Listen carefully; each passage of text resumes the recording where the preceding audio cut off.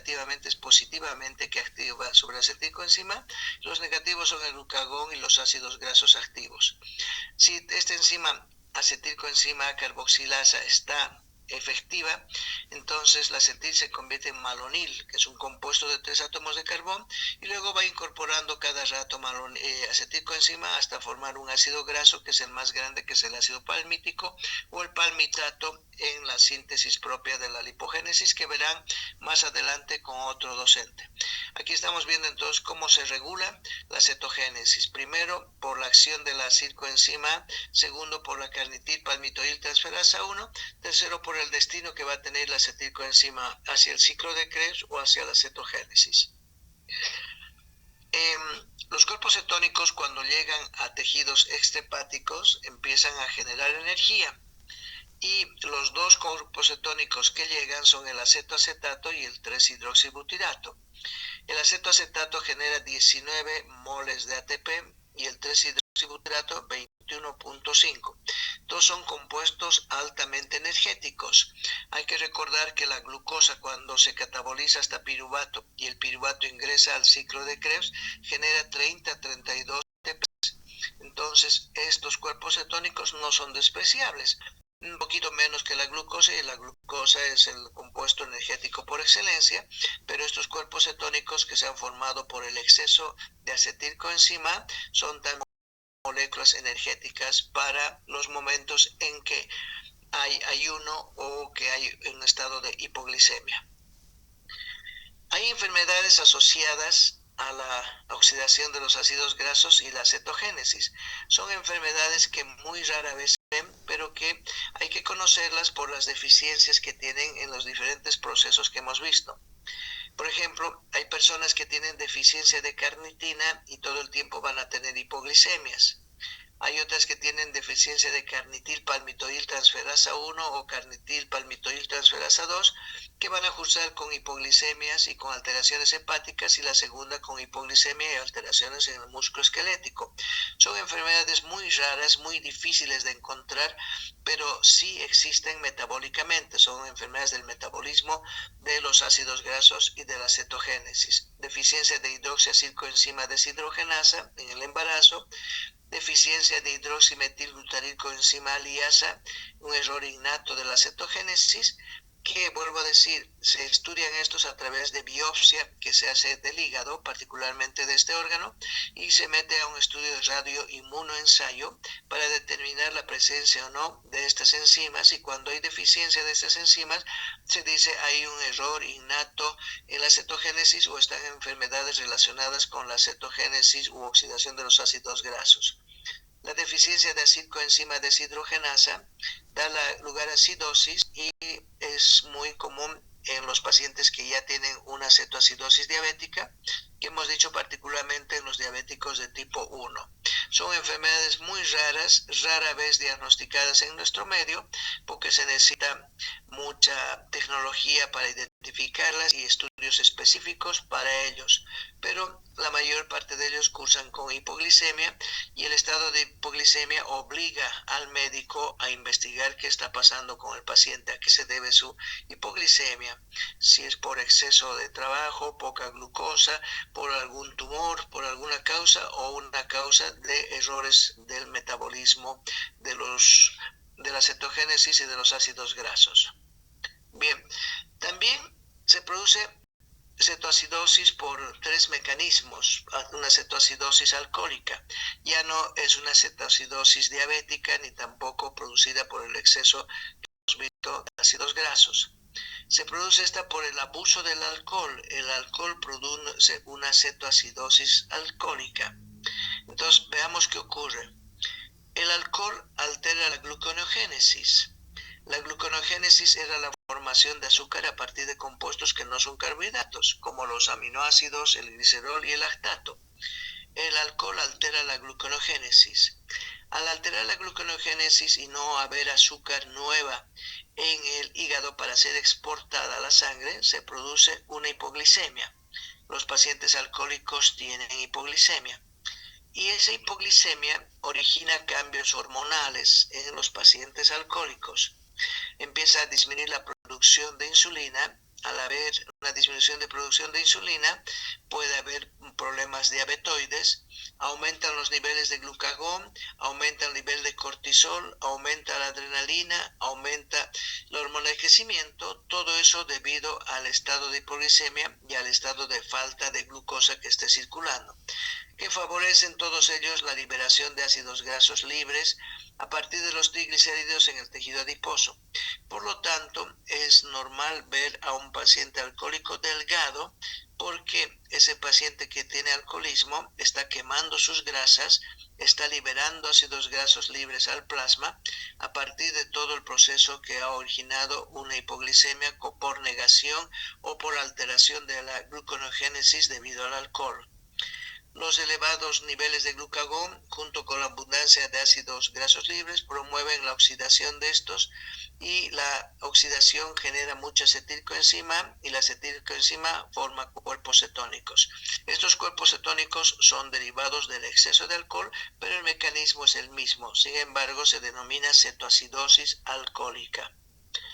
Bien, el segundo mecanismo es que la conversión de acetato que se produce por la acción del alcohol da lugar a una concentración mayor de NAD reducido versus NAD, que es el efecto más importante bioquímico que ocurre o que da lugar al alcohol, un aumento de concentración de NAD reducido versus NAD oxidado. Y esto va a elevar los niveles de acetoacetato y va a elevar también a la beta-hidroxibutirato por cambios estructurales de la mitocondria inducidos por el alcohol, y hace que se incremente la cetosis y la depresión del fósforo mitocondrial, que inhibe la utilización de NADH+H a través de lo que es la oxidación biológica, e incrementa la formación de cuerpos cetónicos. En una palabra, el alcohol da lugar a un exceso de concentración de NADH+H versus NAD, y ese NADH+H no se va a los procesos oxidativos mitocondriales, sino que impide el alcohol la utilización de ellos, y este NADH+H tiene muchas consecuencias, particularmente en la formación de triacilgliceroles, en la oxidación de ácidos grasos, disminuye la oxidación de los ácidos grasos y forma cuerpos de alcohol con ácidos grasos que se llaman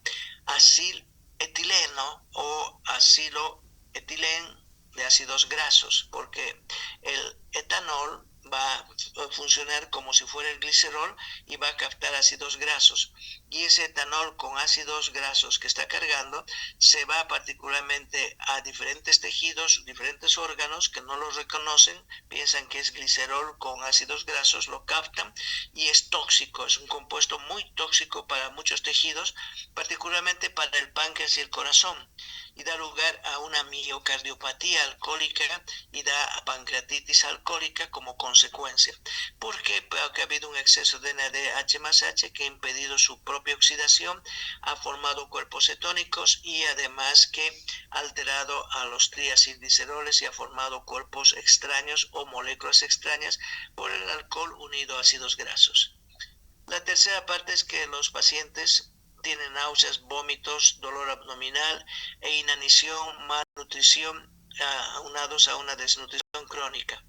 También los pacientes pueden presentar, los alcohólicos, un trastorno hidroelectrolítico, trastorno del equilibrio ácido-básico, deterioro del nivel de conciencia, una encefalopatía de Wernicke por la deficiencia de vitaminas, particularmente la vitamina B1, tiamina, un síndrome de Korsakoff y una encefalopatía hepática por el exceso de amonio que están produciendo a nivel intestinal. La cetoacidosis alcohólica es un proceso muy común en los pacientes, vuelvo a decir, alcohólicos. La cetoacidosis diabética, y hemos dicho, se va a producir en los diabéticos, es una complicación de la acidosis metabólica específica de la diabetes, y se va a producir en gran parte en los diabéticos de tipo 1. También puede existir en los diabéticos de tipo 2, pero es muy rara la cetoacidosis. La cetoacidosis diabética tiene trastornos que son generados por la deficiencia absoluta o relativa de insulina, y son amplificados por el incremento de niveles de hormonas antiinsulinas o hormonas del estrés, como es el glucagón, las catecolaminas, el cortisol, la adrenalina y la hormona de crecimiento. Aquí los ácidos grasos se metabolizan por medio de la beta-oxidación incompleta, ya que el ciclo de Krebs está bloqueado y generan los cuerpos cetónicos en las mitocondrias de los hepatocitos. En la diabetes, como una complicación muy severa, se va a bloquear la actividad del ciclo de Krebs y toda la acetilcoenzima se va a dirigir a la formación de cuerpos cetónicos. Y estos cuerpos cetónicos van a salir a la sangre en gran cantidad, son aniones cargados, van a producir un exceso de hidrógenos y va a haber una cetoacidosis diabética que si no se corrige puede ser mortal para el paciente. También se va a producir una cetonuria porque los cuerpos cetónicos van a tener que eliminarse por la orina y van a tener que corregirse a través de ingreso a terapia intensiva de los pacientes diabéticos complicados para que allí se pueda reducir estos niveles acidóticos de la diabetes con bicarbonatos u otros medicamentos específicos. La cetogénesis da origen a los ácidos, hemos dicho, acetoacético y hidroxibutirato, o al acetato y a la acetona y al 3-hidroxibutirato, y está disminuida la utilización periférica de los cuerpos cetónicos, por lo que se mantienen sus niveles altos en la sangre. Otra complicación de la diabetes. No solamente va a alterar el ciclo de Krebs, sino que va a alterar la captación de los cuerpos cetónicos por parte de los tejidos extrahepáticos y estos van a estar en gran cantidad circulando y va a producirse una cetoacidosis diabética por incremento de ellos. Niveles altos de la acetona son muy tóxicos. Por último, existe una relación bioquímica farmacológica cuando se conocen todas las enzimas y cómo se produce la cetoacidosis y cómo se puede regular, y son medicamentos que se utilizan para tratar la diabetes, como es la glibenclamida, la tolbutamida, y estos medicamentos hipoglicemiantes disminuyen la oxidación de los ácidos grasos porque inhiben a la carnitil-palmitoil transferasa 1. Entonces, una utilización ya implícita de lo que es la bioquímica y su relación con la farmacología es que los medicamentos glibenclamida, tolbutamida inhiben a la enzima que permite el ingreso de ácidos grasos al interior de la mitocondria. Esa enzima es la carnitina palmitoil transferasa 1.